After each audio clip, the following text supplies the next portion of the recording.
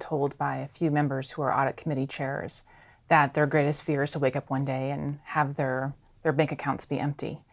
And what are the elements to be able to describe, not necessarily that there's a chain of events that could occur inside an environment that would lead to an empty bank account.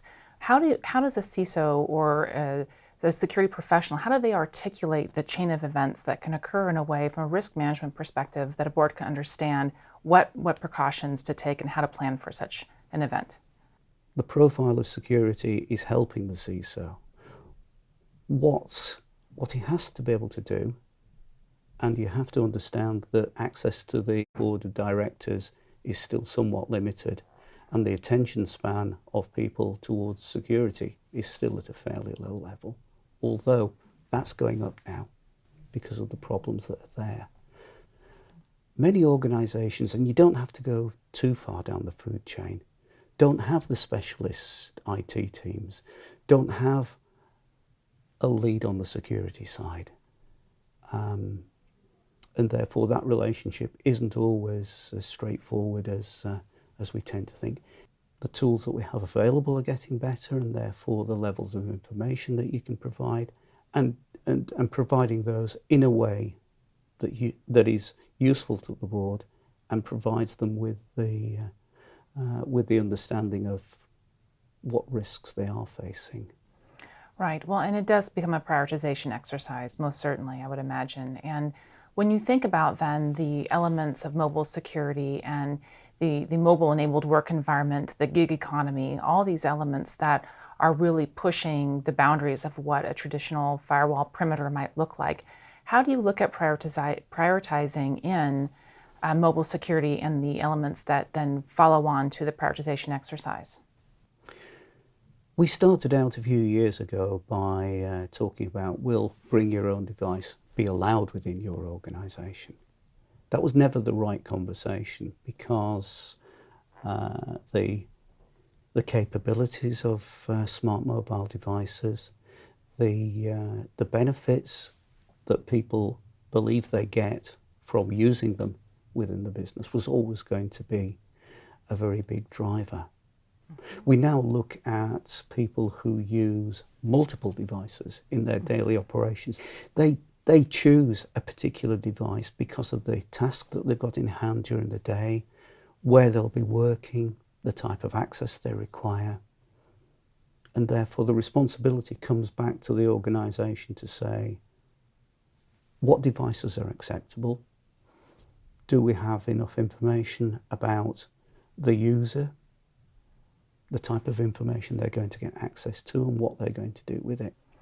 Right. I mean, it's really a challenge these days, and especially as you look at the confusion between VPNs, MDMs, EMMs, all those different elements, and how you then understand the difference between what is network traffic versus some other type of solution. I think that these are questions that I think are really driving some of the risk elements of the solutions, as well as then how do we then roll out and deploy to a larger base where we can have the proper access controls. And what are the trends that you see in that portion of the business? It's still a fairly new marketplace. So in terms of the life cycle curve of mobile, we're still at very early stages. As far as the mobile device management and the enterprise mobility elements are concerned, the labels stay because the big players within the endpoint protection space have developed their solutions that way.